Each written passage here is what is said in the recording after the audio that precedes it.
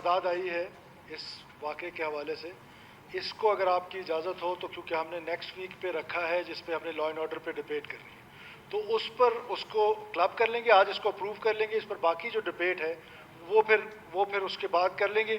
میں صرف چند ایک چیزوں کی وضاحت کر دوں اس سے پہلے کہ میں گزارش کروں آپ سے کہ مولانا صاحب کے چند الفاظ کو حذف کریں، اس سے پہلے میں بھی شدید الفاظ میں مذمت کرتا ہوں کہ مولانا صاحب کی والدہ کے ساتھ اگر کسی شخص نے یہ رویہ رکھا ہے، وہ ایک انڈیویجول کا رویہ ہے، وہ ایک آدمی کا رویہ ہے۔ اس آدمی کے رویے کو لے کر پوری آرگنائزیشن کو اس میں دھکیلنا یہ انتہائی نامناسب ہے۔ لہٰذا میری آپ سے گزارش ہے کہ بلکہ مولانا صاحب سے بھی گزارش ہے کہ آپ اس شخص کی نشاندہی کریں، ہم آپ کا مقدمہ ان کے آفیسرز کے سامنے لڑیں گے اور اس کو اس تک پہنچائیں گے کیفر کردار تک۔ اس ایک شخص کا قصور پوری آرگنائزیشن کو نہ دیں۔ یہ 18 20 لاشیں ہمارے کل کے لیے اٹھا رہے ہیں اور ان کو اس طریقے سے ٹریٹ کرنا میرا خیال ہے مناسب نہیں ہے۔ 2 سینٹنسز آپ سے ریکویسٹ ہے کہ حذف کرائیں ان کو۔ ایک جگہ پر مولانا صاحب نے فرمایا کہ ریاست مجرم نہیں ہے، ریاست کے پاس لیجیٹیمیٹ رائٹ ہے وائلنس کا۔ وہ مجرم ہیں جو آ کے ریاست پر حملہ آور ہوتے ہیں، ایسٹس پہ حملہ آور ہوتے ہیں، معصوم لوگوں پر حملہ آور ہوتے ہیں، ہماری ہائی ویز پہ حملہ آور ہوتے ہیں۔ لہٰذا ریاستی مجرم کے الفاظ آپ سے ریکویسٹ ہے کہ حذف کرائیں۔ اور پھر مولانا صاحب اگر میں غلط نہیں سمجھا تو آپ نے شاید کل کہا کہ کل جو لوگ شہید ہوئے وہ بے گناہ نہیں تھے۔ میں اس کی بھی مذمت کرتا ہوں اور اس کو بھی آپ سے ریکویسٹ کرتا ہوں کہ حذف کرائیں۔ اس کے بعد جی آپ ان کو حذف کرانے کا حکم دیں، پھر میں اپنی تقریر کروں۔ جی جو الفاظ سی ایم صاحب نے کہا ہے حذف کرنے کے لیے، انہیں جو ہے حذف کیا جا رہا ہے۔ آپ کی پوری تقریر بالکل حذف نہیں کریں گے، آپ کا پورا جو حق ہے۔ الفاظ سی ایم صاحب نے جو دہرائے ہیں انہیں جو ان الفاظ کو جو حذف کیا جا رہا ہے۔ جی آپ کی والدہ ہماری والدہ ہیں، ان کی جو بے حرمتی ہوئی ہے آپ اس بندے کی نشاندہی کریں۔ یہ پورا ہال آپ کے ساتھ ہے، آپ لوگ ساتھ ہیں یا نہیں ہیں؟ ہم سب ساتھ ہیں، لیکن اس کا پورے ادارے کو مورد الزام ٹھہرانا مناسب نہیں ہے۔ Madam speaker, coming to the point, یہ جو واقعہ ہوا ہے اس سے پہلے بھی ریلوے اسٹیشن پہ اور اس کے بعد کیا کہتے ہیں تربت میں سو اینڈ سو آن بلوچستان میں اگست سے لے کر آپ ایک سرچ بھی دیکھ رہے ہیں، تمام واقعات کی شدید الفاظ میں مذمت کرتا ہوں اور میں یہ سمجھتا ہوں کہ جو وائلنس کا رائٹ ہے کسی بھی صورت میں کوئی بھی حالات ہوں اس کو ایکسرسائز کرنے کا رائٹ، اس کی مونوپلی صرف ریاست کے پاس ہوتی ہے، وہ ریاست پاکستان ہو یا کوئی اور ریاست ہو۔ تو کسی بھی چیز کو وائلنس کی طرف لے جانا اور اس کو جسٹیفائی کرنا کہ میرے ساتھ یہ ہوا ہے تو میں اس لیے وائلنٹ ہوں، اس کا آرٹیکل 5 میں بڑا واضح ذکر ہے۔ کانسٹیٹیوشن کے آرٹیکل 6 کا ہم سب ذکر کرتے ہیں۔ کانسٹیٹیوشن کا آرٹیکل 5 کہتا ہے unconditional loyalty toward state of Pakistan. اس میں یہ کنڈیشن نہیں لگائی کہ مجھے پینے کا پانی چاہیے، اس میں یہ کنڈیشن نہیں لگائی کہ مجھے ملازمت چاہیے، unconditional loyalty toward state of Pakistan ہے۔ لہٰذا ہم اس کانسٹیٹیوشنل ایوان کے ممبر ہیں، ہمیں کانسٹیٹیوشن سے ہٹ کے باتیں نہیں کرنی چاہیے۔ اور میں پھر ایک دفعہ کہتا ہوں کہ یہ جو دہشت گردی کی جنگ ہے، یہ جو وائلنس کی جنگ ہے، یہ کس بنیاد پہ اس بلوچستان میں شروع کی گئی ہے؟ اس کا سب سے بڑا نقصان کس کو ہوا ہے؟ میڈم اسپیکر، بحیثیت بلو بلڈڈ بلوچ ہم بلوچوں کو یہ فیصلہ کر رہے ہیں کہ کیا ہم اس حاصل جنگ میں ہمارے نوجوان کو جس طریقے سے دھکیلا جا رہا ہے کیا حاصل کر لیں گے ہم اس سے؟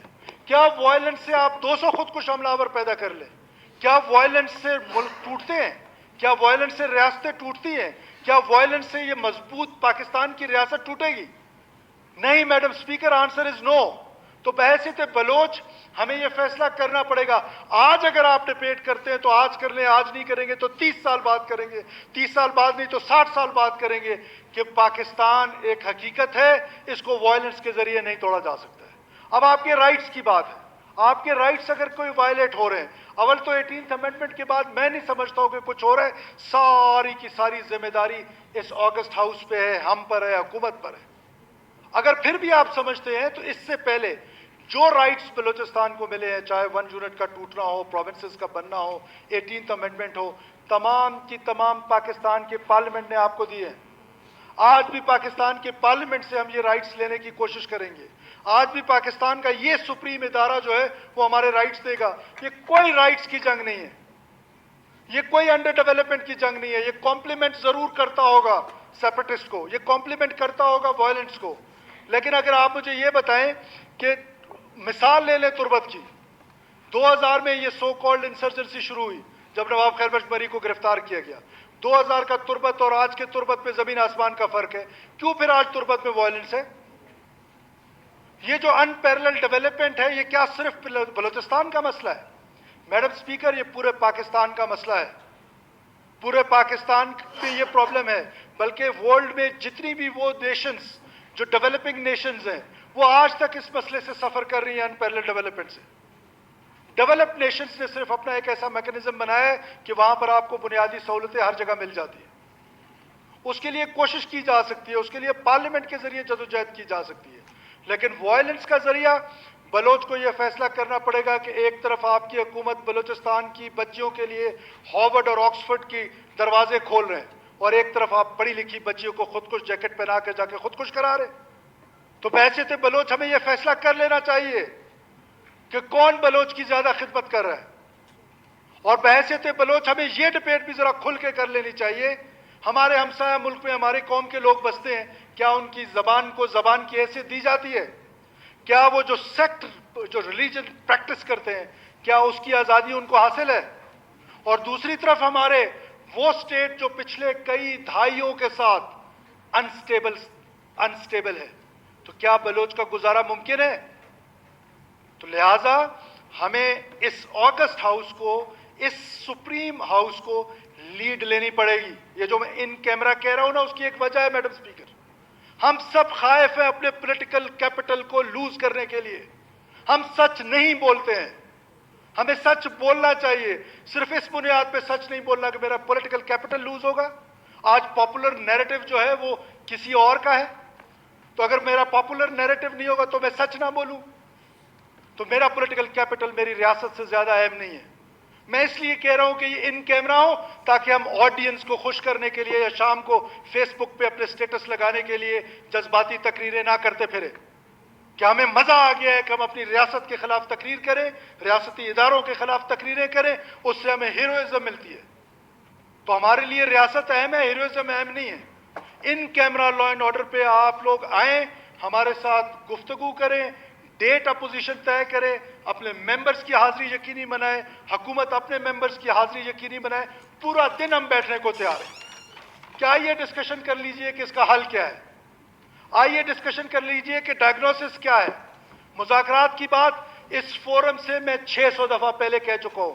آج بھی کہہ رہا ہوں کہ دنیا کا کوئی بھی کانفلکٹ اگر مذاکرات سے ریزالو ہوتا ہے تو مذاکرات کے لیے حکومت پاکستان، ریاست پاکستان، حکومت بلوچستان تیار ہے.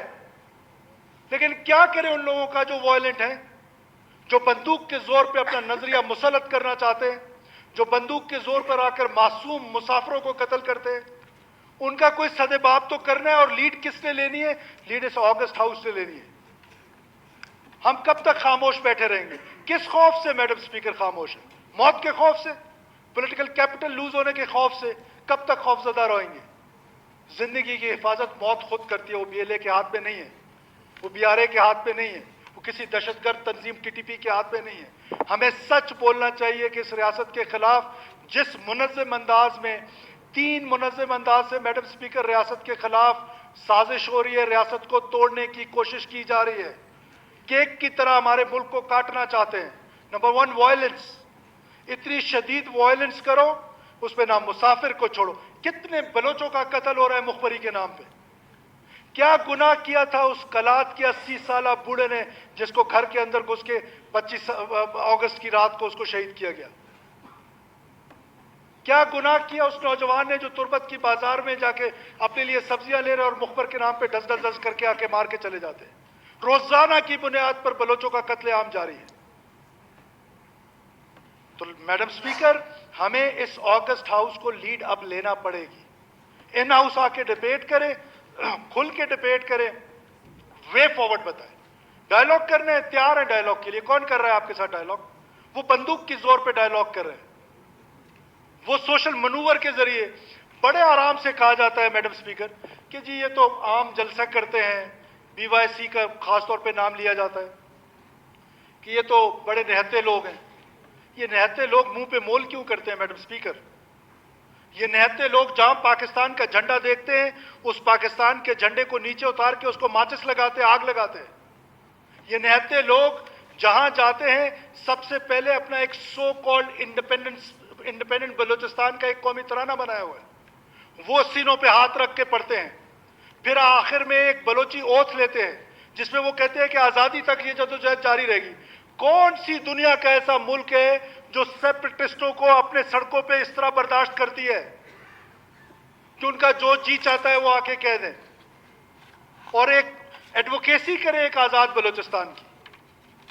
کم سے کم ہماری حکومت اس کی اجازت نہیں دے سکتی کہ آپ آزاد بلوچستان کی ایڈوکیسی کریں۔ ہیں خامیاں ہیں، میں نہیں کہتا ہوں کہ ہماری سیکورٹی فورسز میں خامیاں نہیں ہیں، ہوں گی خامیاں جب وہ 8 گھنٹے سے 52 ٹیمپریچر پہ سڑک کے درمیان میں کھڑا ہوتا ہے اور اس کو پتہ ہی نہیں ہے وہ گرے میں آپریٹ کر رہا ہے کہ سامنے سے جو دوست ہے یا دشمن آ رہا ہے، اور وہ 52 پہ کھڑا ہو کے آپ کو روکتا ہے، آپ ایئر کنڈیشن اس سے صرف شیشہ نیچے کر کے اس کو گالم گلوچ شروع کر دیں اور کیمرہ نکال کے بس پکچرز بنانا شروع کر دیں۔ اس کی اصلاح کرنے کی ضرورت ہے، ہم اصلاح کریں گے، آپ ہمیں تجاویز دیں، ہم اس کو ٹھیک کرنے کی کوشش کریں گے، لیکن یہ تو نہیں ہو سکتا ہے کہ وہ 18 لاشیں بھی اٹھائیں اور 2 دن بعد ہماری اسمبلی سے گالیاں بھی سنیں۔ تو اس کی مذمت ہو چکی مولانا صاحب، پورے ادارے کی نہیں ہوئی۔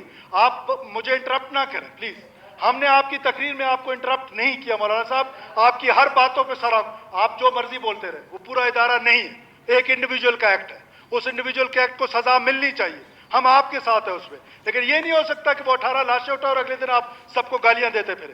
یہ چوک نہیں ہے، یہ بلوچستان اسمبلی ہے، یہ ایک ایسا سپریم ادارہ ہے، اس کی اپنی ایک ڈگنیٹی ہے، اس کا اپنا ایک ڈیکورم ہے، اس ڈیکورم کا خدارہ خیال رکھیں۔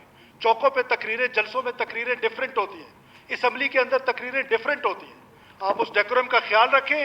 میری آپ سے پھر ریکویسٹ ہے آپ کے سیکریٹریٹ سے کہ جی آپ مہربانی کریں نیکسٹ ویک رکھیں، ایک دن لا اینڈ آرڈر کے لیے ہیلتھ منسٹر بیٹھے ہوئے ہیں، میڈم ایجوکیشن منسٹر بیٹھی ہوئی ہیں، آپ کو مکمل ہم بریف کریں گے کہ what we have done so for.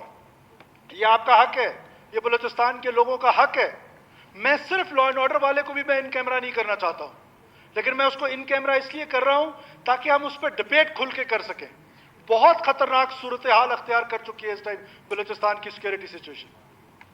تو آپ سے یہ گزارش ہے کہ آپ مہربانی کر کے آگسٹ ہاؤس میں بندوبست کریں، آپ کا سیکریٹریٹ بندوبست کرے، ہم یہاں پر ڈبیٹ کرنا چاہتے ہیں اور آبجیکٹو ڈبیٹ کرنا چاہتے ہیں جس کا کوئی حاصل نکلے۔ شکریہ میڈم صاحب۔